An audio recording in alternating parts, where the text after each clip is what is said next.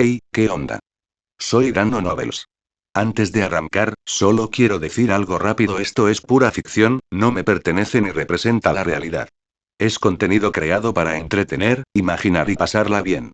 Así que relájate, disfruta, y no lo tomes demasiado en serio. Capítulo 61. La mandíbula de Makara. En un vasto reino, no del todo material, se alzaba un imponente castillo con un bosque helado a sus espaldas. El bosque rebosaba vida, con sus árboles en plena floración, pero cada rama y hoja estaba cubierta de escarcha. Incluso las piedras parecían vivas, albergando musgo y pequeños animales.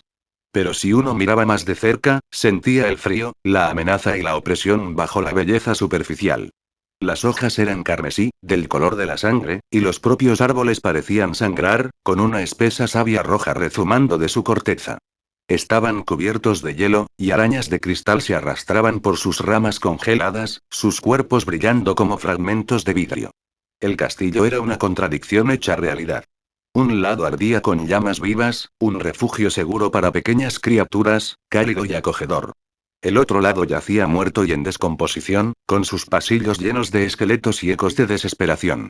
De un lado fluía agua pura y vivificante.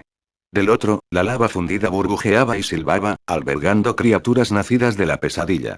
Allá arriba, en el tejado del castillo, había muchas figuras reunidas en un acalorado debate. Entran en nuestro mundo y lo moldean a su medida, dijo una figura imponente, oculta bajo un manto de luz cegadora, con dos soles brillando donde deberían estar sus ojos. El destino ha cambiado, y el gran juego se ve perturbado por un forastero. Han manchado la inocencia y la pureza del mundo que construimos, dijo una figura más pequeña, la silueta de una niña envuelta en una tela blanca desde el cuello hasta los pies, su rostro pálido era lo único visible. Digo que traerán esperanza a nuestra creación, dijo con voz áspera una anciana cuyas túnicas estaban tejidas con palabras sabias. Y quizás pongan fin a tu juego mezquino, un juego basado en el sufrimiento de inocentes. Estoy de acuerdo con la vieja bruja, dijo otra voz, esta vez perteneciente a una mujer de cabello dorado, con un gran tigre recostado a sus pies. Se oyeron murmullos entre la asamblea, y algunas figuras más pequeñas susurraban furiosamente entre ellas. ¿Dónde está el extraño?, preguntó la figura envuelta en luz. Está en el final, respondió la anciana con un tono críptico. Y este asunto no le interesa. Un silencio repentino y escalofriante se apoderó de la reunión mientras todos los presentes bajaban la mirada. La figura envuelta en luz temblaba de rabia. Descenderé, mataré al mortal yo mismo. Rugió. ¿Cómo se atreve a volver a mi mundo? Siguió un sonido profundo y gutural, como el romper de las olas contra la piedra. Una voz surgió del vacío, antigua e inmensa: hundiré esa isla y me la tragaré entera. De la oscuridad, se abrió un ojo grotesco, seguido de un cuerpo enorme y verde, cubierto de ojos, manos y branquias desiguales, retorcidas en lugares antinaturales. Una hedora descomposición llenó la sala cuando emergió la monstruosa figura. Una escalera de oscuridad absoluta descendía desde el tejado del castillo hasta el reino inferior. Descendían legiones de seres retorcidos, hombres e híbridos de medio pez, deformados y perversos. A la cabeza caminaban la figura de luz y la monstruosidad verde, guiando a su ejército hacia la guerra. Antes de que pudieran avanzar más, una columna de luz cegadora descendió del Mar Negro. De ella emergió una enorme serpiente plateada, seguida de un dios imponente con cabeza de elefante, torso de cocodrilo y cuerpo formado por la fusión de varias bestias. Su presencia congeló la marcha cuando vieron a Makara y Basuki. De pie, sola frente a la horda que descendía, había una mujer de cabello negro vestida con armadura y con una espada en la mano, a Elorian y Usade. La voz de Basuki era tranquila pero afilada, como una espada. Quédense en su reino de mentiras y jueguen entre ustedes. No tienes ningún derecho. Gritó la figura encapuchada, su voz sacudiendo el reino. Aeloria suspiró y dio un paso adelante, con su espada reluciente. Puedo ganarme el derecho cortándolos a todos donde están. ¿Te burlas de nosotros?, siseó la voz del océano mientras los numerosos ojos de la monstruosidad verde se fijaban en Basuki. Para enviar solo a tu espíritu familiar contra nosotros. Basuki rió entre dientes, con un sonido bajo y peligroso. Es más que suficiente. La anciana de arriba habló de nuevo, con una voz llena de advertencia. Regresa con nosotros. No comprendes a los seres a los que ahora miras con furia. Los dos invasores se miraron el uno al otro, luego al cielo y luego volvieron a mirar a Eloria, que se erguía frente a ellos como un pilar inquebrantable de protección. El sonido de dientes rechinando y olas rompiendo llenó el aire. Finalmente, retrocedieron, retirándose con su ejército. La oscura escalera se convirtió en ceniza tras ellos. Aeloría se elevó en el aire, flotando para quedar junto a Basuki y Makara en el cielo. La voz de Makara resonó por todo el reino, contundente e inflexible. Tus juegos han terminado. No puedes hacer nada al respecto. La mirada de Aeloría era fría y feroz. Protegeré a quienes amo. Si descubro que alguno de ustedes interfiere con ellos. Su espada destelló, más brillante que el sol. Los cortaré en dos. Los dioses de abajo bullían en silencio.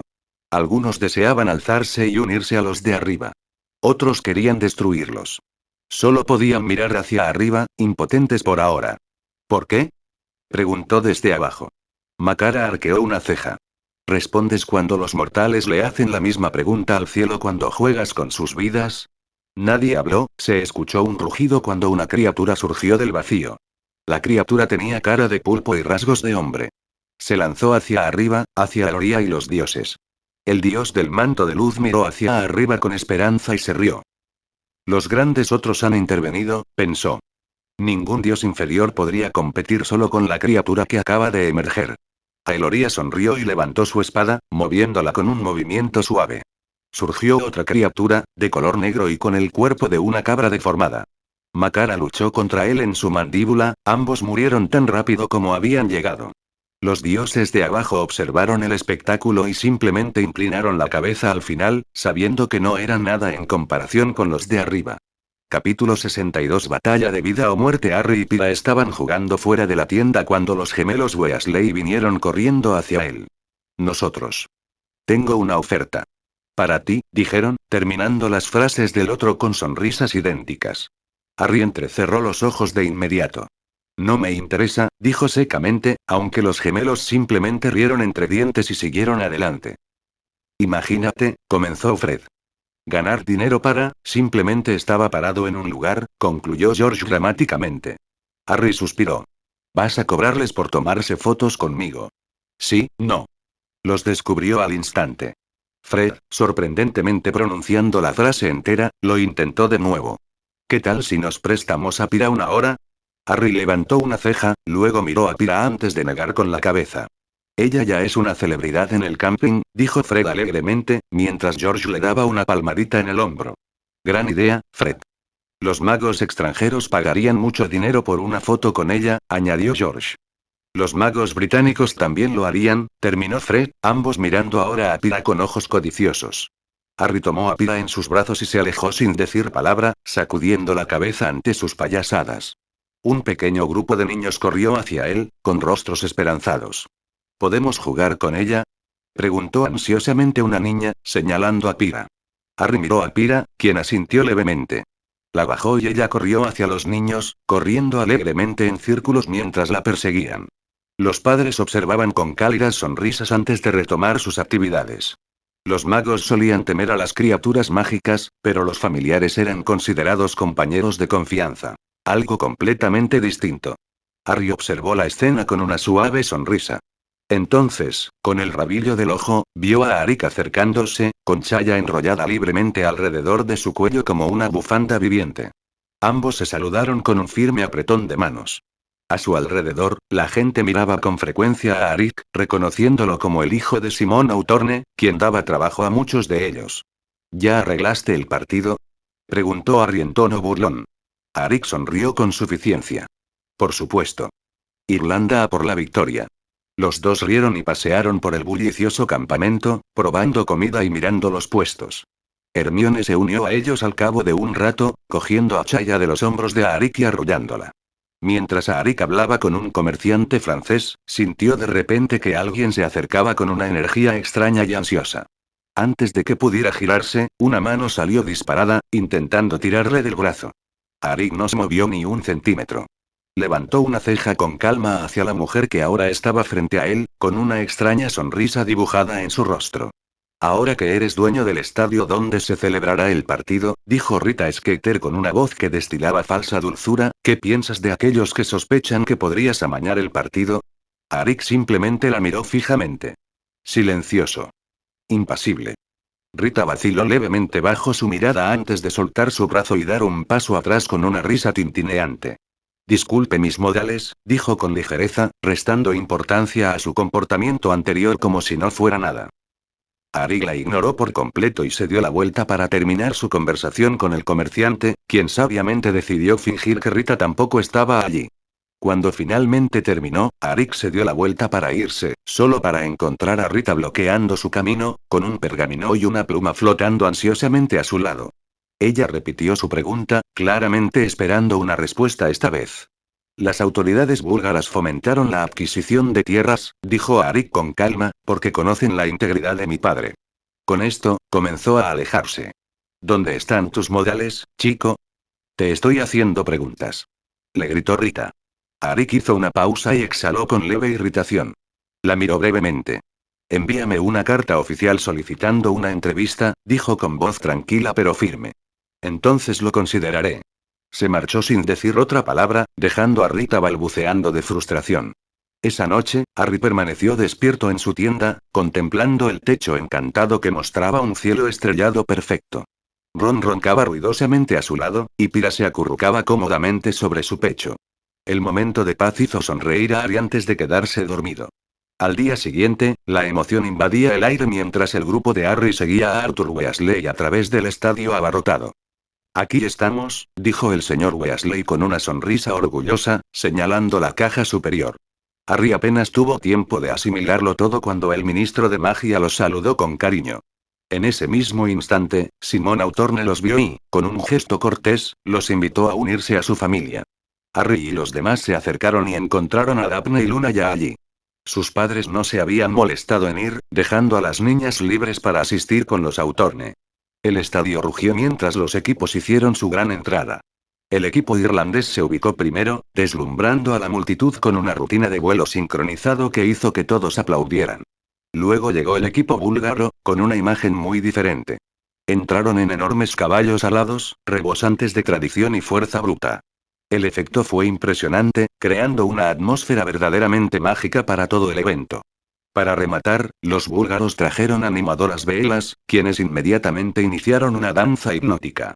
Varios magos, incluido Arturo, los miraron con demasiada intensidad, lo que les valió un fuerte golpe en la cabeza por parte de sus esposas.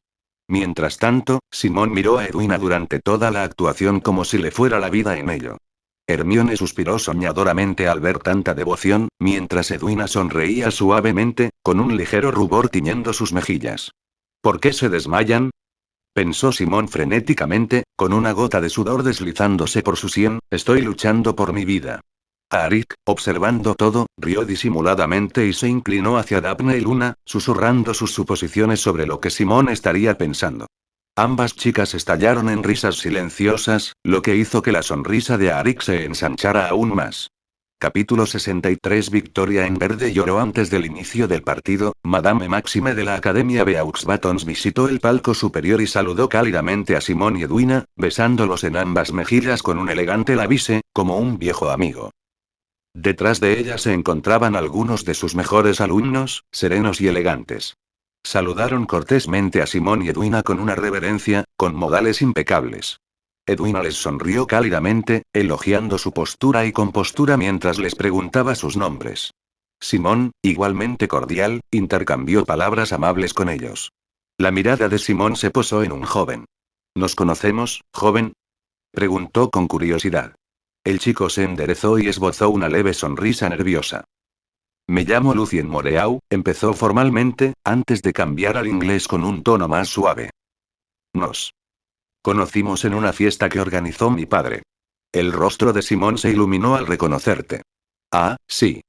Me alegra verte de nuevo. Conocí a tu padre hace poco. Estuvo presumiendo de ti casi una hora. Los demás estudiantes rieron suavemente y Lucien pareció relajarse ante su diversión afable. Únete a nosotros si puedes, dijo Simón con naturalidad, señalando a Arik. Mi hijo también está aquí. Arik saludó con la mano desde un lado, y Lucien miró a Madame Maxime pidiendo permiso. Ella le dedicó una sonrisa alentadora, así que el chico asintió y se unió a los Autorne, atreviéndose incluso a acariciar suavemente la cabeza de Volcrin, el lobo gigante. Mientras tanto, Máxime y Edwina se reían con las chicas sobre la experiencia cercana a la muerte que Simón había sobrevivido hacía un momento. Estaban enamorados de Silvena y Gabrielle sostenía al zorro de dos colas en sus brazos, frotando sus mejillas contra el zorro. Edwina se apoderó rápidamente de Gabrielle y Fleur tras el breve encuentro del grupo con el ministro de magia británico. Fleur se sentó junto a Daphne, pues ambas ya se conocían, mientras que Gabrielle se aferraba felizmente al lado de Edwina mientras jugaban juntas. El partido comenzó y rápidamente se hizo evidente que el equipo irlandés tenía una coordinación muy superior en comparación con Bulgaria. Su trabajo en equipo fue deslumbrante, superando metafóricamente a los jugadores búlgaros. Morán marcó el primer gol casi de inmediato, provocando fuertes ovaciones del público. Daphne le sonrió a Fleur con suficiencia. ¡Ay, qué rápido! Bromeó. Arik se unió a ella con una sonrisa. Solo espera y observa, dijo Fleur con terquedad, cruzándose de brazos. Pero mientras hablaba, Irlanda marcó otro gol. Arik se recostó riendo. No tuve que esperar mucho. El rostro de Fleur se congeló de incredulidad ante la rapidez con la que Irlanda sumaba puntos. Gabrielle le lanzó una grosería a Arik en defensa de su hermana, provocando la risa de Fleur mientras Arik se burlaba dramáticamente. Mi equipo estará a la altura de las circunstancias y responderá a este insulto, declaró Arik con fingida seriedad. Fleur y Daphne se echaron a reír, divertidas por la demostración infantil. Mientras tanto, algunos de los chicos Weasley miraban a Fleur con demasiada frecuencia. Fleur, felizmente inconsciente, estaba demasiado ocupada disfrutando del partido y hablando con Daphne como para notarlo. Chaya sacó la cabeza del cuello de Arik y le sacó la lengua de Gabrielle. La joven estaba demasiado absorta en Silvena como para darse cuenta, pero Fleur sí, y al instante se enamoró de la pequeña serpiente. Inclinándose más cerca, Fleur susurró ansiosamente: ¿puedo sostenerla? Arik se encogió de hombros y Chaya se deslizó hasta los brazos de Fleur, donde la recibió con arrullos de alegría y suaves caricias. Fleur la acunó con ternura, frotando la cabeza de la serpiente con delicados dedos. Volcrim se acercó a Arik, sentándose junto a él y Luna mientras el partido continuaba. Los chicos Weasley, ya celosos de la amistad de Arik con Fleur, empezaron a prestar aún menos atención al partido. Sobre el terreno de juego, los porteros irlandeses eran como un muro de acero inquebrantable, bloqueando cada intento goleador búlgaro. Los cazadores Troy, Mullet y Moran se movían con perfecta sinergia, creando jugadas brillantes que deslumbraban al público. Con el paso de los minutos, la frustración de Bulgaria se desbordó. Su juego se volvió más agresivo hasta que finalmente se sancionó una falta a un Cobbing, cuando un golpeador usó los codos ilegalmente. Entonces ocurrió el desastre. Aidan Lynch, el buscador irlandés, fue alcanzado por una bludger y quedó aturdido en el aire. En ese momento de caos, Víctor Krum avistó la snitch. Con una espectacular zambullida, Víctor recorrió el campo a toda velocidad. Sus movimientos eran precisos y audaces, esquivando por los pelos las bludgers y las interferencias irlandesas. La multitud rugió cuando extendió la mano y atrapó la snitch, poniendo fin al partido con un final electrizante. Incluso con la atrapada de Krum, Irlanda ganó por 10 puntos gracias a su enorme ventaja. Las gradas estallaron. Los gemelos Weasley fueron los que más vitorearon, sus voces se oyeron por encima del estruendo. Las banderas verdes y doradas ondeaban con entusiasmo mientras la afición búlgara coreaba desafiante el nombre de Krum, honrando la brillantez de su estrella, Seeker, a pesar de la derrota. Las mascotas irlandesas, los duendes, explotan en una lluvia de humo verde y dorado mientras la multitud se vuelve loca. Para entonces, Fleur y Gabrielle habían dejado de preocuparse por el juego. Simplemente reían y disfrutaban de la compañía de sus nuevos amigos. Fleur, al principio reservada, se había abierto más gracias a los esfuerzos de Daphne, y su risa se mezclaba con la de Daphne y Arik. Tras las celebraciones, los autornes se acercaron para devolver a los alumnos de Madame Maxime. Gabrielle brillaba radiante, montada en el ancho lomo de Volcrim, aferrada a su pelaje. Fleur se despidió del grupo de Arik con una cortés reverencia antes de regresar al lado de su directora. Con una suave onda de magia, Volcrim teletransportó a Simón, Edwina y a Arik a casa, sorprendiendo a los estudiantes franceses cercanos que se quedaron boquiabiertos ante el espectáculo. Más tarde, Arik se unió a Harry, Daphne y Luna, ya que asistirían al campamento y celebrarían hasta la noche. Al llegar, se echó a reír a carcajadas.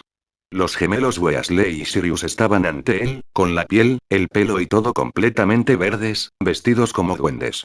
Los gemelos y Sirius claramente tuvieron la misma idea de broma, explicó Harry entre risas. Daphne y Luna sacudieron la cabeza con exasperación hacia los chicos mientras Arik se reía hasta que le dolían los costados. Capítulo 64. La noche se vuelve oscura. Las celebraciones después del partido estaban en pleno apogeo. Los adultos se reunieron alrededor de una gran fogata, bebiendo y riendo, mientras Sirius bailaba entre ellos con su traje completo de duende y su sombrero verde rebotando salvajemente. Oh, me encontré con un duende junto al pad, me guiñó un ojo y me pidió algo de comer. Con un sombrero tan verde y unas botas tan brillantes, bailó sobre la mesa toda la noche. Sirius giró dramáticamente, lanzando puñados de monedas de oro reales a la multitud. Esconde tu oro, tus calcetines, tus zapatos. Cantaba mientras la gente vitoreaba y aplaudía. Harry rió desconsoladamente mientras Luna se sentaba a su lado, con una amplia sonrisa. Cerca de allí, Daphne y Hermione bailaban con desenfreno, lanzando coloridos fuegos artificiales y luces brillantes al aire con sus varitas. Arik y Luna decidieron pasear por el campamento, observando a las familias celebrar. De vez en cuando, Arik repartía pequeños adornos encantados a los niños o realizaba trucos de magia sencillos, deleitando a los más pequeños. Cuando estaban lo suficientemente lejos del ruido, Luna de repente se puso frente a él, con las manos detrás de la espalda y una mirada traviesa en los ojos. Te vi en mi sueño, dijo suavemente, inclinando la cabeza. Arik sonrió con suficiencia, agitando la mano con indiferencia. Solo pasaba por aquí. Luna hizo un puchero y se acercó. No sé qué hiciste, pero... El mundo se veía diferente después de eso. Su voz era tranquila, pero llena de asombro. Es como si mi mente estuviera llenando espacios en blanco antes, para poder entender lo que veía. Ahora. Puedo ver las cosas como realmente son. Arik se quedó pensativo. ¿Está mejor? Luna asintió con expresión serena. Sí. Ahora puedo distinguir lo real de lo falso. Él no entendió del todo lo que quería decir, pero sonrió. Me alegro por ti. Por un momento, Luna simplemente lo miró fijamente, luego de repente lo abrazó fuerte. ¿Cómo es que entraste en mi sueño? Preguntó con los ojos muy abiertos por la confusión. Arik le acarició la cabeza con cariño. Como dije, solo pasaba por aquí. Luna le dio un golpecito juguetón en el pecho y luego suspiró, poniéndose de puntillas para susurrarle al oído. Gracias. Le besó la mejilla rápidamente y retrocedió un paso, dejando a Arik sonriendo mientras caminaban de la mano de vuelta al campamento. Bueno, Luna daba saltitos mientras Arik caminaba. Daphne los vio regresar y sonrió, agarrándolos de la mano para jalarlos hacia el círculo de baile. Los tres saltaron, riendo. De repente, un grito cortó la noche. Todos se quedaron paralizados. Sirius y Arthur corrieron inmediatamente hacia el sonido mientras Molly recogía a los niños. Quédate cerca de mí. No te alejes, ordenó con semblante serio. Sirius y Arthur corrieron a través del campamento oscuro, deteniéndose abruptamente cuando vieron varias tiendas de campaña en llamas. Figuras encapuchadas con túnicas negras y máscaras plateadas lanzaban hechizos destructivos, haciendo que los campistas huyeran aterrorizados. Un joven mago, de apenas 20 años, permanecía de pie, de manera protectora, frente a una anciana mugle, con la varita levantada. Robas nuestra magia y te atreves a contaminar nuestro mundo con inmundicia mugle. Rugió un mortífago, lanzando una maldición roja. El joven mago lo esquivó con desesperación e ira en la mirada. Por favor, deja a mi madre en paz. Antes de que el mortífago pudiera disparar de nuevo, Sirius irrumpió en la escena. Un rayo crepitante de electricidad azul salió disparado de su varita, golpeando al atacante y enviándolo a volar hacia atrás con un grito. Los demás magos enmascarados se volvieron contra Sirius al instante. Arthur se abalanzó sobre ellos, protegiendo a la madre y al hijo con un hechizo protector y guiándolos a un lugar seguro. Un mortífago dudó, y su voz distorsionada resonó. ¿Sirius Black? Sirius bajó la mirada y se dio cuenta de que su sombrero de duende encantado se había caído. Se encogió de hombros con una sonrisa burlancia. Culpable. El mortífago parecía confundido. ¿Qué haces aquí? Únete a nosotros. Se nota que no estás muy bien informado, dijo Sirius secamente, ¿qué tal si? ¿Te vas a la mierda? Blandió su varita, lanzando una ráfaga de fuego abrasador que derribó a otro mortífago. Dos abajo, murmuró antes de lanzar un poderoso protego, desviando una lluvia de maldiciones. Arthur se reunió con él, con la varita encendida, mientras los trabajadores del ministerio se apresuraban a evacuar a la multitud en pánico. Más mortífagos avanzaron, obligando a Sirius y Arthur a una retirada defensiva. Gruñendo, Sirius sacó una pequeña cuenta de madera de su bolsillo y la arrojó en medio de sus atacantes. La cuenta explotó con un relámpago azul, lanzando a las figuras enmascaradas hacia atrás. Sus túnicas encantadas absorbieron la mayor parte del daño, pero varias cayeron al suelo con un crujido. Arthur luchó con fiereza, aunque el sudor le corría por la cara y tenía moretones en los brazos. 3 mortífagos lo cercaron, hasta que uno se desplomó con un grito, alcanzado por un incendio en llamas. El joven mago de antes había regresado con la venganza en la mirada. Sus hechizos eran agudos y furiosos, haciendo retroceder a su oponente con destreza mientras ayudaba a Arthur a recuperar terreno. A medida que sus números disminuían y los refuerzos del ministerio se acercaban, los mortífagos se desesperaron. Uno dio un paso atrás y levantó su varita hacia el cielo. Una luz verde enfermiza estalló, formando un cráneo enorme con una serpiente emergiendo de su boca, la marca tenebrosa. «Retrocedan», gritó uno de ellos. Se agruparon, arrastrando a sus compañeros inconscientes. Con una serie de crujidos, desaparecieron justo cuando llegó el ministerio. Sirius sacó un sombrero negro encantado nuevo de su bolsa y se lo puso. Los oficiales se detuvieron, atónitos, mirando la marca brillante en el cielo con miedo e incredulidad. Arthur no perdió ni un segundo. «Apaguen los incendios. Clasifiquen a los heridos. Contabilicen a todos», gritó con voz ronca pero autoritaria. Un oficial parecía querer discutir, pero la intensidad de la mirada enrojecida de Arthur lo silenció.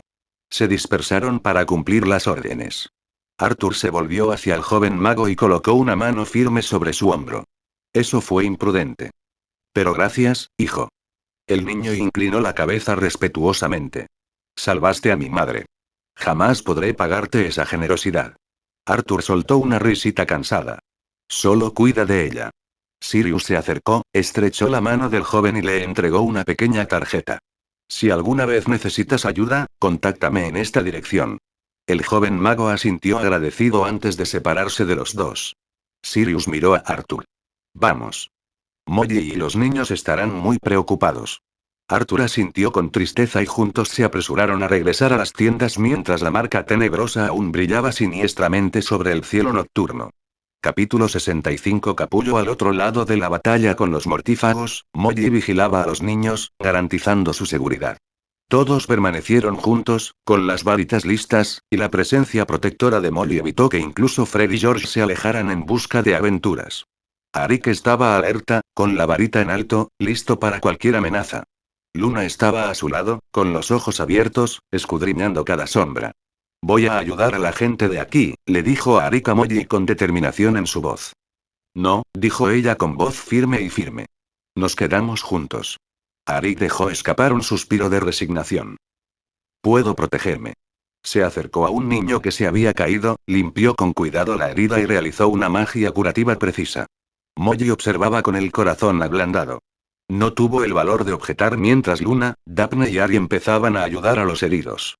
Hindley asintió con determinación, corriendo a ayudarlo en todo lo que podía. La mirada de Molly recorrió el caos. La gente corría presa del pánico, con los rostros contorsionados por la conmoción o el dolor.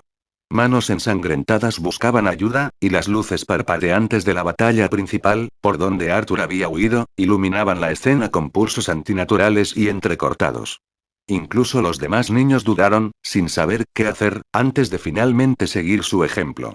Molly entró en acción de lleno, organizando a los asustados, protegiendo a los vulnerables, actuando con autoridad. Arik los guió hacia el refugio temporal establecido por el ministerio, formando perímetros, asegurándose de que nadie se alejara demasiado y protegiéndolos de cualquier peligro imprevisto. Una vez que la mayoría de los civiles estuvieron a salvo dentro del perímetro, buscó a sus compañeros con la mirada. Todos estaban contados, pero Luna no. El pánico se apoderó de él brevemente, pero enseguida divisó su silueta deslizándose hacia los árboles.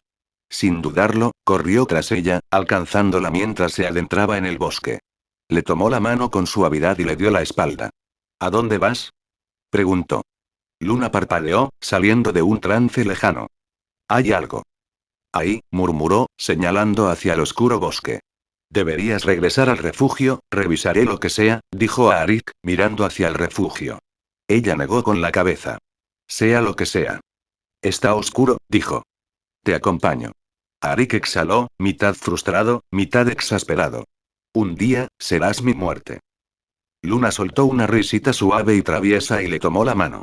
Hagámoslo. Ella abrió el camino. A su señal, Chaya se deslizó de la manga de Arik, enroscándose cómodamente alrededor del cuello de Luna, irradiando calor. Luna sintió el calor de Chaya contra su piel y le dio una sonrisa a Arik. Se adentraron más en el bosque, donde las sombras se espesaron y la temperatura descendió bruscamente. El aire se volvió denso y frío, con un olor acre y metálico. En el centro de un pequeño claro, algo se agazapaba, latiendo como un latido obsceno. Parecía un capullo, hinchado, abultado, grotesco, pero la superficie se extendía sobre las formas retorcidas de su interior. Su carne estaba moteada de gris y negro, resbaladiza por un líquido viscoso que goteaba sin parar sobre la tierra, silbando al tocar el suelo, como si la tierra misma retrocediera. Zarcillos gruesos y veteados se desplegaban como raíces enfermas, envolviendo los árboles circundantes. Dondequiera que tocaban, la corteza se agrietaba y ennegrecía, rezumando brea. Empalados en esos zarcillos colgaban cadáveres, piel arrancada, músculos desgarrados y estirados, rostros congelados en gritos silenciosos y eternos. Mandíbulas abiertas, lenguas arrugadas y ennegrecidas, ojos con la mirada perdida en la nada. El suelo bajo el horror estaba tallado con símbolos arcanos dentados, repleto de polvo de hueso y materia coagulada. La sangre había empapado la tierra hasta formar un lodo espeso y negro. Chaya se cubrió rápidamente los ojos de Luna antes de que pudiera asimilar la atrocidad. Arik se movió para protegerla, colocándose frente a ella para bloquear la vista. Cuando apartó a Chaya de sus ojos por un instante, ahuecó las mejillas de Luna entre sus manos. «Te quedarás atrás, con Chaya», dijo con voz firme pero amable. «Yo me encargaré de eso. Y regresaré». Ella instintivamente miró por encima de su hombro, pero su mano movió su rostro para evitar que viera. «No. Tardaré mucho», susurró ella, agarrándole las muñecas. Arik asintió una vez, cubriéndola con su cuerpo, colocando su cabeza sobre su mejilla para que no pudiera verla. Se alejaron un poco más, Chaya irradiaba un calor suave y reconfortante. Con un gesto de la mano, conjuró una plataforma de hojas para que Luna se sentara. Luego sacó su varita y la rodeó una vez, agitándola mientras se formaban patrones en el suelo, brillaban uno y luego desaparecían. «No abandonen esta zona hasta que yo regrese», ordenó, y luego avanzó con cautela hacia el claro. Luego, Arik regresó al área, mirando hacia atrás a intervalos para ver que Luna estaba sentada allí con Chaya en sus brazos. Arik se inclinó ligeramente sobre un cadáver, examinándolo con atención. Una marca oscura le recorría el brazo. ¿Sacrificaron a los suyos?, pensó. Algunos tenían colmillos vampiros, quizás, o hombres lobo. Entonces, un crujido atrajo toda su atención. El capullo en el centro del claro se retorció violentamente, emitiendo un sonido como el de huesos al romperse bajo una enorme presión. Con un crujido húmedo y desgarrador, se abrió. Una figura enorme se tambaleó, moviéndose con movimientos espasmódicos y aterradores. 8 extremidades se clavaron en la tierra con tanta fuerza que dejaron profundas cicatrices. Sus patas eran largas, deformadas, con púas en las articulaciones, diseñadas para empalar y desgarrar. La hierba se ennegrecía al tocarla, y la tierra bajo ella se pudría al instante. La criatura levantó la cabeza lentamente. Unos grupos de brillantes ojos negros brillaron, fríos y afilados como fragmentos de obsidiana. Las mandíbulas se abrieron de par en par, dentadas, goteando, con bordes dentados, y la criatura chilló. El sonido era agudo, penetrante y brutal, como clavos de metal arrastrados sobre hueso quebradizo, resonando en los árboles y haciendo que el claro mismo pareciera más pequeño, sofocante. Arik retrocedió, midiendo la distancia. No tenía miedo, asqueado, sí, y receloso, pero el miedo no tenía cabida allí. Una acromántula mutada, observó con atención, mirándola fijamente a los ojos. La monstruosa criatura se agazapó, con los músculos tensos, la mirada fija en él como un depredador que evalúa a su presa. Sus 8 extremidades se crisparon, con las púas clavándose en el suelo, listas para arremeter. Capítulo 66. La cosa de la araña. La criatura no se abalanzó de inmediato. Sus numerosos ojos movían y se movían, escudriñando en todas direcciones. Alrededor del claro, los cadáveres comenzaron a gemir y a agitarse. Su piel se hinchó grotescamente, rezumando un líquido fétido por cada poro. Los huesos se desprendieron de sus torsos con grietas repugnantes. Algunos cadáveres tenían las mandíbulas abiertas por la mitad, revelando hileras de dientes afilados como agujas que rezumaban veneno.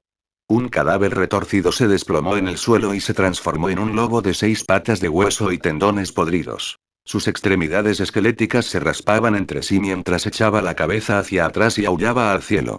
Las otras abominaciones se reunieron cerca de su amo, dando vueltas en un silencio inquietante, con los ojos de depredador fijos en Arik.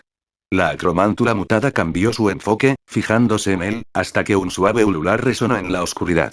Un búho marrón con ojos negros como estrellas se abalanzó sobre el claro y se posó en una rama detrás de Arik. Dune, no te acerques, advirtió Arik con severidad, con voz serena pero autoritaria. Hay magia oscura en este lugar. El búho ululó en señal de protesta. La preocupación era evidente en su llamado. Usa tus poderes para ayudar desde lejos, ordenó a Arik, con la varita levantada en su mano derecha mientras volutas plateadas de llamas brillaban alrededor de su izquierda. Dune emitió un ulular de reconocimiento. La acromántula se agazapó, con su enorme cuerpo enroscado como un resorte. Con un crujido atronador, se abalanzó hacia adelante, haciendo temblar el suelo bajo su embestida. Arik se lanzó a un lado, tejiendo un protego con su varita. Al pasar a toda velocidad, la criatura extendió sus patas traseras, lanzando gruesas telarañas negras que se anclaron al suelo, deteniendo su impulso con una ráfaga de viento. Giró en el mismo sitio a una velocidad aterradora, sus garras rasgando el aire y golpeando el escudo. El protego resistió, pero apenas. La fuerza mágica del golpe hizo retroceder a Arik un paso, con las botas resbalando contra el suelo. La criatura gruñó, acercándose, con sus numerosos ojos ardiendo de furia alienígena. Arik sostuvo su mirada sin el menor atisbo de miedo, con los labios curvados en una sonrisa burlancia. Entonces su llama plateada estalló hacia afuera, formándose en una serpiente enrollada de fuego viviente que se abalanzó sobre la acromántula. La abominación lobuna se abalanzó, interceptando a la serpiente en pleno ataque. Una energía verde resplandeció en su cuerpo, protegiéndola de la inmolación instantánea. Las dos fuerzas chocaron, chasqueando y retorciéndose como depredadores enzarzados en combate.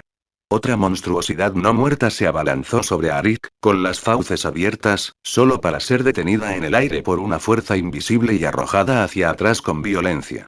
El ulular de Dune resonó desde arriba. El poder del búho dobló el espacio para proteger a Arik. La acromántula atacó de nuevo, con sus garras abriéndose paso hacia adelante. Arik contraatacó, lanzando fragmentos de hielo con su mano libre y hechizos cortantes afilados con su varita. La bestia destrozó el hielo con una velocidad asombrosa, obligando a Arik a adaptarse. Con un movimiento brusco, transmutó el suelo, y púas afiladas brotaron bajo su cuerpo. Mientras tanto, dos no muertos más se unieron al lobo, acosando a la serpiente plateada mientras luchaba ferozmente, con fuego y corrupción entrelazados. La acromántula chilló y escupió veneno, un chorro corrosivo que se dirigía hacia Arik. Una repentina onda en el aire la recibió. La barrera invisible de Dune detuvo el ataque y esparció el veneno contra el suelo, sin causar daño. La expresión de Arik se endureció. Sus ojos se convirtieron en dos rendijas serpenteantes, con un patrón floral brillando tenuemente en el iris. La escarcha se condensó alrededor de su mano mientras formaba una cuchilla de hielo, brillando a la luz de la luna. Se abalanzó sobre él. La espada se encontró con la garra en un choque de fuerza y velocidad, cada golpe resonando como el metal contra la piedra. El veneno silbó contra el fuego plateado mientras intercambiaban golpes, el aire rebosaba de magia y furia. Cada vez que la segunda garra de la criatura se lanzaba a un ataque sorpresa, Arik transformaba el suelo bajo ella en muros o púas repentinas, impidiendo sus movimientos. La magia espacial de Dune distorsionaba la realidad cercana, impidiendo cualquier ataque por el flanco. Con un movimiento amplio de su varita, runas brillantes cobraron vida bajo la acromántula, y enormes picos de hielo estallaron hacia arriba, atravesándole las piernas y el torso. Sangre hirviente y ácida se derramó sobre la tierra, chisporroteando al devorarla. La bestia se revolvió y rugió. Arik empezó a susurrar en Parcel, con voz baja y autoritaria.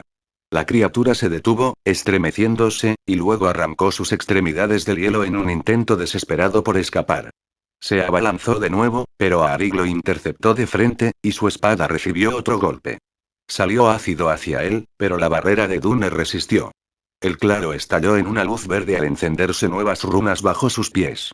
Del suelo surgieron serpientes con los mismos ojos floreados que Arik. Se deslizaron hacia adelante, antinaturales y silenciosas. La acromántula se arrancó una de sus garras y la lanzó como una lanza.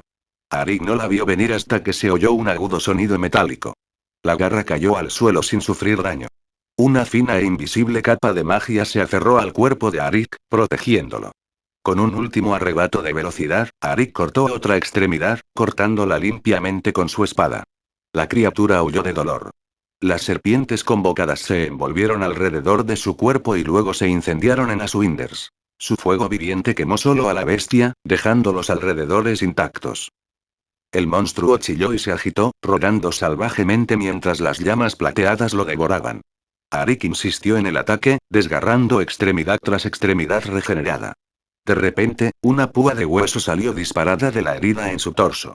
En ese mismo instante, una pluma marrón surcó el aire, interceptándolo en pleno vuelo y arrojándolo al suelo con un ruido metálico. La puntería perfecta de Dune salvó a Arik. La llama plateada regresó a Arik, cumplida su misión. Los no muertos restantes se redujeron a cenizas, sus formas retorcidas desaparecieron. La acromántula se tambaleó, con el odio ardiendo en sus ojos restantes.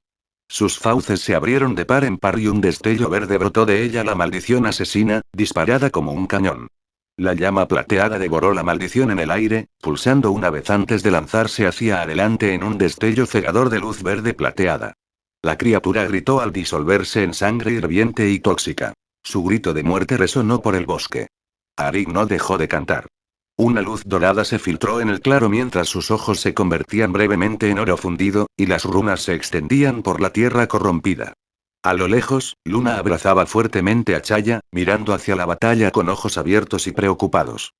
No necesito protección, susurró Luna con voz temblorosa. Puedes ir a ayudarlo. Chaya siseó suavemente, deslizándose alrededor del cuello de Luna para consolarla.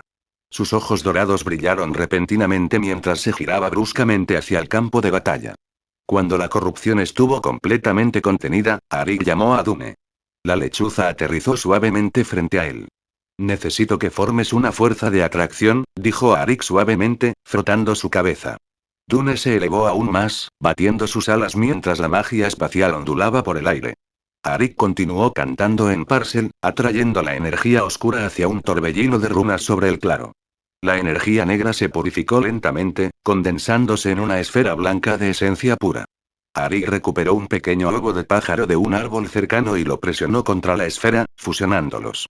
Capítulo 67. Al otro lado de la orilla, Arik respiró hondo cuando Duna aterrizó frente a él, levantando una fuerte ráfaga de viento con sus alas.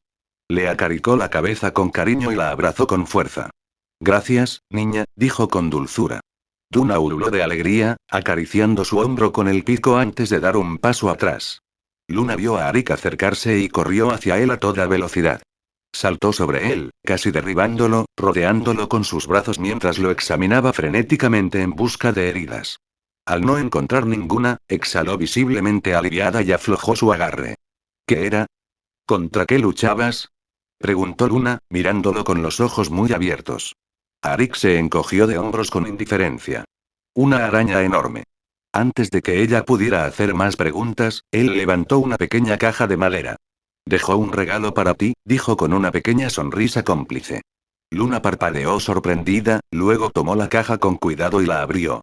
Dentro había un huevo grisáceo con tenues destellos rojos bajo la cáscara. Miró al huevo y luego a Arik, con una expresión de asombro en el rostro. Manténlo cerca de una ventana, en la caja con la tapa abierta. Debería eclosionar en aproximadamente una semana, instruyó a Arik con naturalidad. Los labios de Luna se curvaron en una suave sonrisa.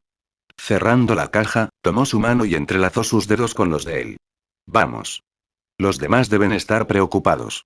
Los dos caminaron de regreso al refugio en un cómodo silencio mientras la tensión de los últimos minutos disminuía lentamente. Mientras tanto, a lo lejos, en el castillo de la sombra nocturna, Simón caminaba por los silenciosos pasillos junto a Timbril. Entraron en la cámara sagrada que contenía la estatua de Makara.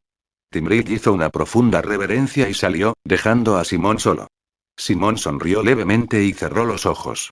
No necesitas venir hasta aquí solo para hablar conmigo, dijo la voz de Makara, suave y tranquila. Simón abrió los ojos. Ya se ha convertido en un ritual, dijo con una risita discreta. Makara sonrió y, por un momento, Dios y el hombre se sentaron juntos como iguales, unidos por un vínculo mucho más antiguo que las palabras. Volcrim se acercó a Makara, meneando la cola ligeramente. Makara acarició la cabeza del lobo con un dedo emplumado, y Volcrim resopló complacido antes de salir corriendo a jugar con otros espíritus que vagaban por el reino divino. ¿Otro viaje? Preguntó Makara casualmente. Simón asintió. El último para mí solo. Makara tarareó comprensivamente. Que así sea. Simón hizo una pausa, con expresión pensativa.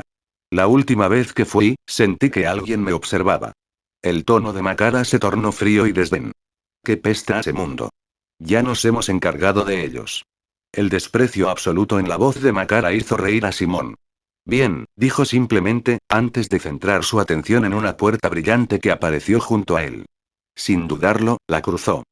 Simón emergió una vez más del castillo Newsade, pero algo era diferente. Recorrió los pasillos, observando detalles familiares, hasta que llegó a una ventana y miró hacia afuera. La vista exterior había cambiado por completo.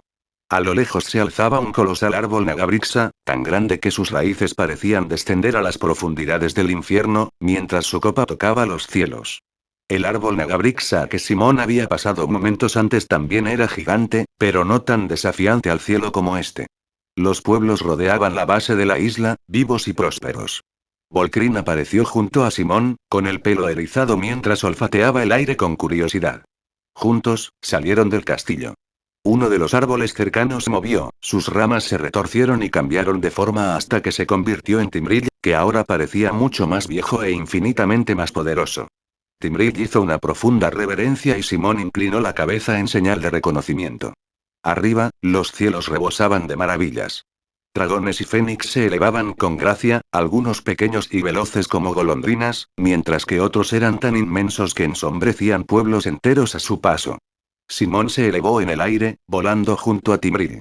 Desde arriba, vio montañas donde dormitaban dragones titánicos y picos coronados de niebla que brillaban con entornos elementales.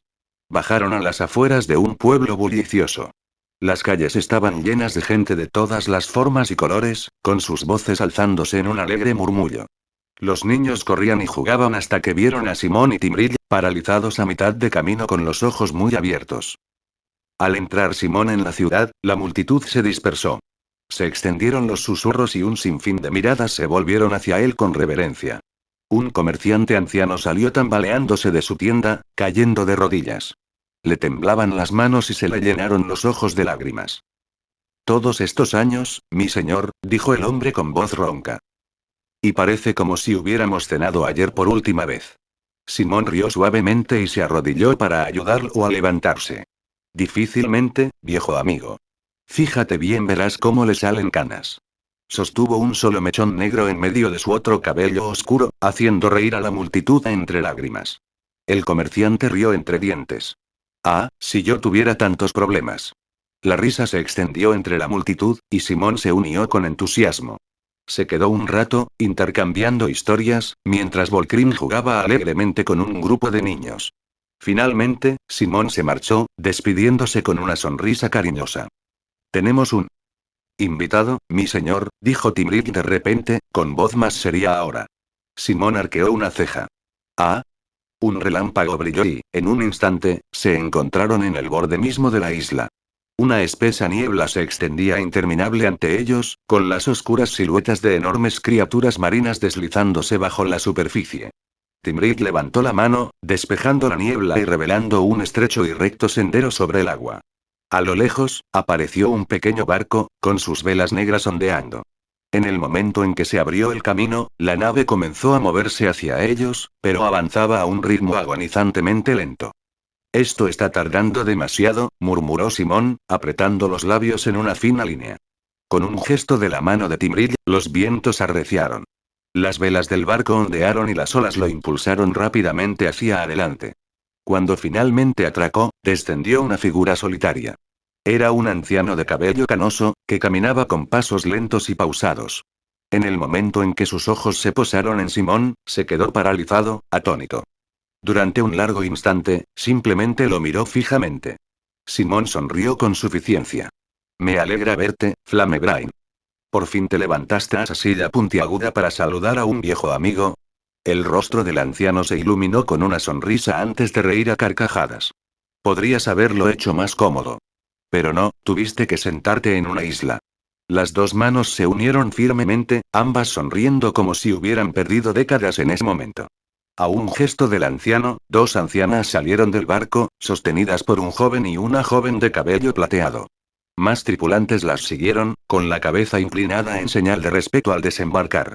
Son buenos hombres y mujeres que han sufrido mucho, dijo el anciano en voz baja, mirando a la tripulación. Espero que puedan quedarse. Simón se encogió de hombros con indiferencia. Ya llevas 1,5 metros en la tumba. Deja que te cuiden durante el breve tiempo que te quede de vida.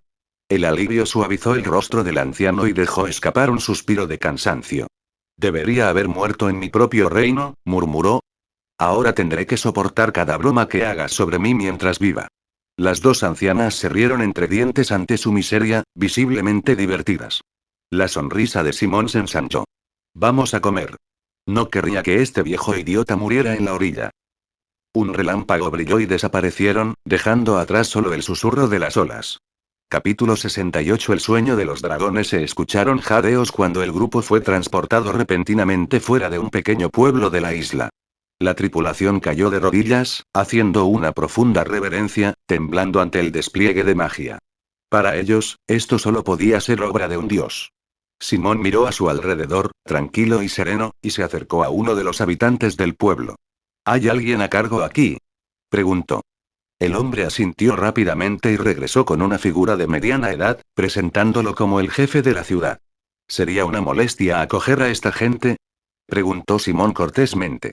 El jefe del pueblo sonrió y negó con la cabeza. Aquí no nos falta de nada. No será un problema, buen hombre. Simón le dio una palmadita en el hombro antes de volver a la tripulación. Algunos lugareños ya los ayudaban a subir, explicándoles con delicadeza la naturaleza de la isla. Poco después, Simón se sentó con sus invitados en un jardín junto a un tranquilo lago. Se habían dispuesto cojines para sentarse y se habían servido platos con aperitivos y té. El anciano que estaba junto a Simón tomó un sorbo de té, se aclaró la garganta y comenzó las presentaciones. Esta es Baelira, mi hija mayor. Una joven elegante se levantó e hizo una breve reverencia. Es hija de Rhaenys, añadió antes de señalar al chico que estaba a su lado. Y este es Daerion, mi hijo menor, también hijo de Rhaenys. El niño hizo una reverencia rígida. Simón les sonrió a ambos. Había planeado venir aquí con mis esposas y vivir el resto de mis días en paz. Pero estos dos diablillos se enteraron e insistieron en unirse a nosotros, afirmando que nos cuidarían. Sus palabras no transmitían verdadera ira, solo cariño. Los hermanos sorbieron el té en silencio, como si les fuera la vida en ello. Una de las mujeres mayores que los acompañaban pellizcó la mejilla de Baelira. Mi esposo ha hablado de tu naturaleza, dijo con cautela. Aún así, no queremos molestar si nuestra presencia te causa molestias.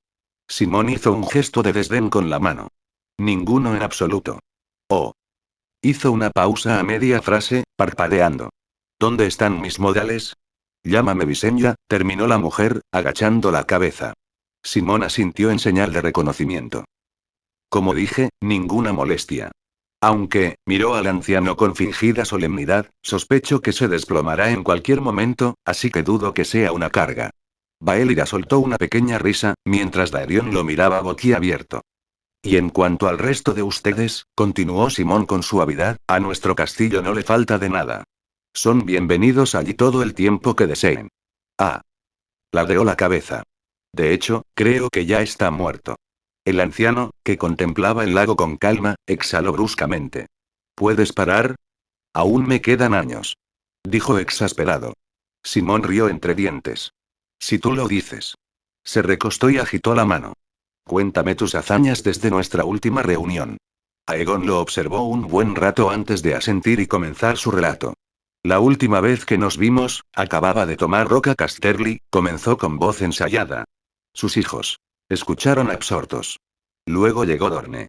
Ese maldito sapo me habría arrancado el corazón de no ser por el talismán que me diste. Los sapos son una plaga, dijo Simón solemnemente, mientras bebía un sorbo de té. Aegon asintió bruscamente y continuó relatando sus conquistas hasta que, finalmente, se recostó con un suspiro de cansancio. Dejo Dorne para que mis descendientes la conquisten. He cumplido con mi parte. Tomó un refrigerio y lo saboreó en silencio. La mirada de Simón se desvió hacia Baelira y Aerion. Ambos parecían sumidos en sus pensamientos hasta que Baelira habló de repente. Padre. Si conociste a Lord Simón 2 años después de tu conquista, entonces debería ser. Se detuvo, sin saber cómo terminar. Aegon se encogió de hombros. No me preguntes. Descubrí su inmortalidad cuando lo vi hoy. Baelira hizo pucheros ante su indiferencia. Aegon se puso serio de repente y miró a Simón. Te quedarás aquí durante mis últimos años, ¿verdad? Simón negó con la cabeza. No. Tengo que irme antes. Aegon frunció el ceño. ¿A dónde irías? Simón se rascó la cabeza, buscando las palabras. Es complicado. Podrían pasar siglos antes de que regrese. Las palabras quedaron suspendidas en el aire. Las esposas de Aegon intercambiaron miradas preocupadas, mientras sus hijos permanecían en silencio, atónitos. Finalmente, Aegon formuló la pregunta que le rondaba la cabeza: ¿eres un dios? Simón se echó a reír. No. Nada de eso. Solo pienso estar con mi familia un rato. La próxima vez que venga, será con ellos. Aegon se frotó la barbilla pensativo. ¿Hay alguna manera de que estemos aquí cuando regreses? Su voz tenía un extraño tono de vacilación. Simón se quedó paralizado, sorprendido por la petición. Comprendió lo que Aegon realmente quería: vivir sus últimos días con su familia y amigos, libre de obligaciones y conquistas. Quizás tenga una solución, mi señor, dijo Timril en voz baja desde un costado, atrayendo su atención. ¿Creen que pueden soportar saltarse siglos? Le preguntó directamente a Aegon. Aegon entrecerró los ojos. Sería como dormir. ¿Hasta que regrese? Timril asintió. Exactamente. Una noche cerrarás los ojos y los abrirás a una nueva era. Aegon se volvió hacia sus esposas. Intercambiaron una conversación silenciosa antes de asentir. Al ver eso, Baelira y Aerion también dieron su consentimiento. Aegon miró a Simón y a Timril, y luego levantó su copa de vino. Entonces, festejemos esta noche. Y despertemos en una nueva era. Los demás alzaron sus copas, el jardín se llenó con el sonido mezclado de risas y tintineo de copas, el peso de siglos colgando justo más allá del horizonte. Al día siguiente, Aegon y su familia estaban en una habitación del castillo durmiendo en camas, uno al lado del otro, mientras las runas brillaban sobre ellos y las raíces cubrían sus cuerpos. Cuídalos. Y, si puedes, mejóralos, le dijo Simón a Timril mientras el guardián se inclinaba como órdenes, mi señor.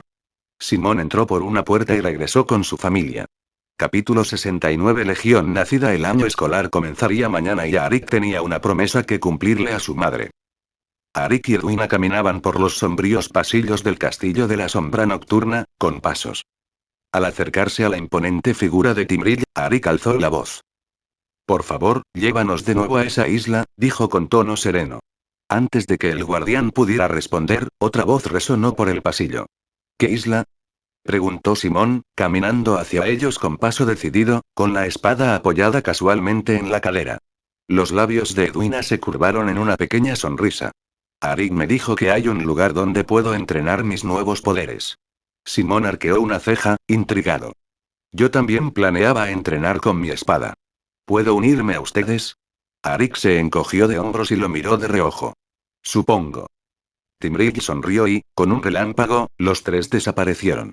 En un abrir y cerrar de ojos, reaparecieron en la isla abandonada donde Timril había criado dementores, una isla que dejó a Arik boquiabierto de incredulidad la primera vez que la vio.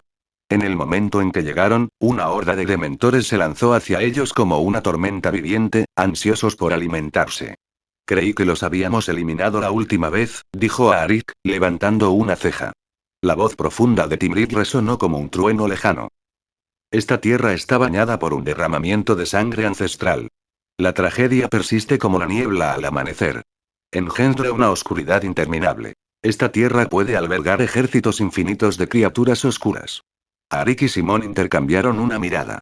En cuestión de segundos, los dementores cayeron ante ellos, dejando solo un montón de cristales rotos y capas destrozadas. Y tal como Arik esperaba, de la línea de árboles muertos emergieron dos fuerzas distintas, una manada de horrores enormes con forma de lobo y ojos de hierro fundido, y un ejército de monstruosidades serpentinas con colmillos brillantes. Sisearon y gruñeron, formando un muro oscuro de violencia y hambre, durando solo por un momento antes de acercarse. La sonrisa de Edwina se agudizó cuando sus ojos verdes se posaron en el intrincado estampado floral de su don. Simón desenvainó su espada con un sonido grave y resonante. Yo me encargo de los lobos. ¿Tú te encargas de las serpientes? Preguntó, mirando a su esposa. Edwina asintió y un fuego esmeralda brilló en sus ojos. Por un instante, Simón quedó completamente cautivado por su resplandor. Luego se liberó de la distracción, se agachó y se lanzó hacia adelante. Su salto chasqueó el aire como un látigo. Aterrizó en medio de la manada de lobos con un rugido, su espada destelló en arcos feroces. Sangre roja oscura salpicó mientras los atravesaba, moviéndose como una tormenta formada. Edwina, en cambio, no dio un solo paso. Sus ojos se oscurecieron al exhalar suavemente. Una niebla gris pálida se desplegó de sus labios, extendiéndose por el campo de batalla. Dondequiera que tocaba, las serpientes se congelaban, y sus frenéticos siseos se apagaban en un silencio inquietante y antinatural. Uno a uno, sus ojos se movieron para reflejar su patrón floral. Su hambre se desvaneció, reemplazada por una calma gélida y reverente. Simón lo vio con el rabillo del ojo y murmuró presumido en voz baja. Edwina solo sonrió dulcemente y lo saludó levemente con la mano, mientras los músculos de Simón se tensaban mientras continuaba abriéndose paso entre los implacables lobos. Simón no lanzaba hechizos. Cuando se sentía abrumado, extendía su mano libre, liberando ráfagas de fuerza bruta que ahuyentaban a las bestias. Su fuerza ya era inmensa, nacida de un dragón y amplificada por el velo de éter. Pero estos lobos no eran enemigos comunes. Su piel era dura como la piedra, su velocidad cegadora y sus mandíbulas capaces de triturar acero. Simón sonrió ferozmente. Este era el desafío que ansiaba. Los lobos cayeron uno tras otro, pintando el campo de batalla con un tapiz espantoso de color carmesí y negro. Mientras tanto, el ejército de Edwina avanzaba hacia ella en perfecta formación, sujeto a su voluntad. Míralos con atención, Arik, dijo con voz serena en medio del caos. Ahora puedo controlarlos libremente y almacenarlos en la dimensión de Oculi Viridiflora. Su energía puede sumarse a la mía, o pueden servir como un ejército. ¿Qué harás con ellos? Preguntó Arik. Edwina ladeó levemente la cabeza. Su energía por sí sola no vale mucho. Todo el ejército podría marcar la diferencia. Aunque serán más útiles si tengo que enfrentarme a un ejército, incluso individualmente serán un desafío para los magos adultos. Ambos se giraron para mirar a Simón, que seguía abriéndose paso entre la manada de lobos como una fuerza de la naturaleza. Esto llevará un tiempo, ¿verdad? Murmuró Arik. Edwina suspiró suavemente. Sí. Horas después pasaron casi 6 horas hasta que el último lobo cayó. Mientras Simón luchaba, Arik y Edwina habían conjurado una pequeña mesa cercana, bebiendo té y compartiendo bocadillos mientras esperaban, mientras las risas resonaban en el campo de batalla. Simón finalmente regresó con ellos, con la respiración pesada pero controlada y el agarre de su espada flojo. A pesar de la agotadora lucha, su ropa estaba impecable y ni un solo corte dañaba su piel, gracias a la protección del velo de éter. Edwina se adelantó, lo besó suavemente y le entregó una poción para ayudarlo a recuperarse. Mis nuevos amigos me dicen que hay criaturas más viejas y fuertes aquí, dijo con un brillo en los ojos. ¿Los saludamos también? Simón asintió en silencio. Edwina almacenó al ejército de serpientes dentro de su dimensión y la familia se elevó por los aires, volando por toda la isla con Edwina a la cabeza. Aterrizaron frente a una cueva ennegrecida con marcas de quemaduras, rodeada de plantas marchitas y huesos dispersos. En su interior, dos bestias titánicas se enzarzaban en un combate primigenio, una serpiente colosal y un lobo inmenso. La serpiente escupía chorros de ácido abrasador mientras el lobo desataba fuego negro de sus fauces. Sus cuerpos chocaron con una fuerza estremecedora. En cuanto entraron los tres intrusos, las criaturas se congelaron, dirigiendo su furia hacia los recién llegados. Un hedor metálico y quemado llenó la caverna. Los ojos de Edwina brillaron intensamente y, en cuestión de segundos, la gran serpiente cayó bajo su control. Su agitación disminuyó hasta enroscarse pacíficamente a su lado. Absorberé su energía con la mía, murmuró a Arik, quien asintió en señal de comprensión. Mientras tanto, Simón ya luchaba con el monstruoso lobo a mano limpia. Mantuvo sus enormes fauces abiertas, con los músculos abultados, y le clavó un rodillazo en el pecho con un chasquido atronador. Cada golpe enviaba ondas de choque que resonaban por la caverna. Ari reforzó casualmente las paredes con transfiguración para evitar un derrumbe. ¿Quieres a este como mascota?, preguntó secamente. Volcrín es suficiente para mí, respondió Simón con una risita. 10 agotadores minutos después, la bestia finalmente se desplomó, sin vida. Simón se secó la frente, sonriendo. Pero necesito un abrigo de piel de lobo. Guardó el enorme cadáver en una bolsa sin fondo, y la familia se dio la vuelta para salir de la cueva. Capítulo 70. Joven acólito en un castillo de Francia que Voldemort usaba como escondite, se estaba llevando a cabo una reunión entre él y sus mortífagos. Voldemort se sentó a la cabecera de la larga y sombreada mesa, una sonrisa se extendió por su rostro serpenteante mientras sus ojos rojos recorrieron las figuras reunidas. Tengo buenas noticias para ti, susurró, con voz suave y venenosa. Su sonrisa se ensanchó, afilada y cruel. El nuevo sangre pura, uno de nuestros jóvenes, se ha unido a nuestras filas. Dirigió deliberadamente la mirada al acobardado Lucius Malfoy, saboreando el destello de terror en sus pálidos ojos. Draco Malfoy se unirá a nuestra causa. Bellatrix soltó una carcajada de alegría, aplaudiendo con entusiasmo al abrirse las puertas. Draco entró en la habitación, cabizbajo, con pasos pequeños y vacilantes. Su rostro estaba pálido, sus ojos inyectados en sangre delataban noches de insomnio y tensión. Voldemort se levantó con gracia, deslizándose por la habitación con la facilidad de un depredador. Al pasar junto a Lucius, lo miró, disfrutando de cómo el Malfoy mayor intentaba, sin éxito, disimular su desesperación. Ven, muchacho, dijo Voldemort suavemente, casi con amabilidad, mientras palmeaba la espalda de Draco y lo llevaba al frente de la reunión. Bellatrix saltó de su asiento y abrazó a Draco con una risa de júbilo frenético. Tu vida ahora tiene un propósito más elevado, declaró, con una adoración febril en la voz. Voldemort asintió en señal de aprobación y se volvió hacia los demás. Ahora tenemos un acólito leal dentro de Hogwarts, anunció, con un tono que se inflamaba de triunfo. Aún no puedo compartir los detalles, continuó, con la voz reducida a un susurro sombrío, pero nos abrirá el camino para atacar al mismísimo corazón del enemigo. Tomaremos el castillo. Y mataremos a Dumbledore. Voldemort escupió el nombre como si le quemara la lengua.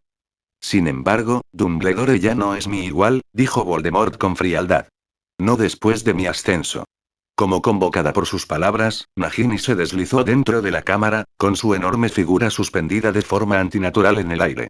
La temperatura bajó al instante, un escalofrío recorrió la habitación mientras varios mortífagos temblaban de terror. No es solo Dumbledore quien debe caer, siseó Voldemort. Sus ojos carmesí brillaron al gruñir, es la familia traidora a la sangre de Simón Autorne. Una presión aplastante descendió sobre la habitación, sofocante y pesada. Los mortífagos gimieron e inclinaron aún más la cabeza, temblando bajo el peso de su furia. Nos ayudará a llevar a esa familia ante la justicia, dijo Voldemort, respirando hondo y tranquilizándose. La magia opresiva se desvaneció ligeramente, permitiendo que las figuras acobardadas volvieran a respirar. Draco miró fijamente al suelo, forzando su mente a una calma fría y disciplinada. Cada gramo de su entrenamiento en oclumancia estaba siendo llevado al límite, capa tras capa de escudos mentales que se cerraban de golpe para ocultar sus verdaderos pensamientos. Voldemort no se dio cuenta, o quizás no le importó. Se acercó a Draco. Su voz era un suave susurro, solo para él. Ve, hijo. Tráeme a ese chico. Un suspiro colectivo pareció escapar de la habitación. Varios mortífagos miraron a Draco con admiración y envidia, con miradas llenas de retorcida reverencia. Todos excepto Lucius. Lucius permaneció rígido, con los puños tan apretados que los nudillos se le habían puesto blancos, los ojos cerrados con fuerza. Lo comprendía perfectamente. Voldemort lo castigaba por perder el Horrocrux humillándolo y poniendo en peligro a su único hijo. Lucius se obligó a levantar la vista, reprimiendo con desesperación las lágrimas que amenazaban con salir. No quería. No podía darle al señor oscuro esa satisfacción. ¿Qué pasa con Harry Potter?, se aventuró a preguntar tímidamente un mortífago. El labio de Voldemort se curvó con desdén. Sus protecciones se han ido. Caerá pronto después de Dumbledore. Nadie se atrevió a hablar más. La mirada de Voldemort se deslizó hacia Barty Crouch Jr. quien se puso rígido, encogiéndose como si pudiera hacerse invisible. ¿Y qué hay de tu tarea? Preguntó Voldemort en voz baja y peligrosa. Barty cayó de rodillas instantáneamente, con la frente presionando contra el suelo. Perdóname, mi señor, balbuceó. Modi se acogió a la protección de los Autorne y se me escapó. Te fallé. Voldemort lo estudió con frío desinterés antes de mover la mano. No importa. No tiene mucho sentido imitarlo ahora. Draco bastará como mis ojos en Hogwarts. Agitó la mano perezosamente, y la columna de Barty se dobló hacia atrás con un crujido audible, con un dolor que le atravesaba el cuerpo. Barty jadeó en silencio, pero no gritó, aferrándose a la mesa mientras la magia de Voldemort lo sujetaba. Gracias, mi señor, graznó Barty, con palabras que temblaban de agonía y gratitud por haberle perdonado la vida. Satisfecho, Voldemort lo soltó. Con otro gesto de la mano, el techo se disolvió, revelando un cielo nocturno estrellado. Nagini se elevó aún más y Voldemort se elevó en el aire junto a ella. Los dos cortaban una silueta aterradora contra la luz de la luna. Mientras ascendía, Bellatrix cayó de rodillas, y su voz se convirtió en un himno de alabanza salvaje y extático. Los demás mortífagos lo imitaron, con profundas reverencias y temblores mientras el Señor Oscuro se desvanecía en la noche. Y hasta aquí llegamos. Gracias por quedarte hasta el final. Si te gustó lo que viste y quieres apoyar este proyecto, puedes unirte a mi comunidad en YouTube y en Patreon, donde tengo mucho más contenido exclusivo y emocionante. Y si tienes alguna novela interesante o algo que te gustaría ver en el canal, no dudes en recomendarla. Me encanta descubrir nuevas historias y compartirlas con todos. Nos vemos en la próxima. Y que nunca falte la imaginación.